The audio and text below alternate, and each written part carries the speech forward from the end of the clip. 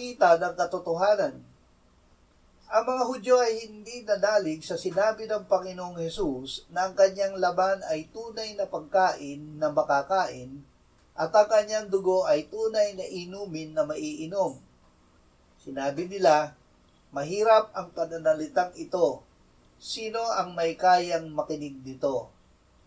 Ngunit ang mga nanalig kay Jesus ay kumain ng kanyang katawan at uminom ng kanyang dugo sa kanyang banal na hapunan noong gabi bago siya nagdusa. Nasaksihan nila na siya na ipinako at nabatay sa krus at inilibing ay muling nabuhay.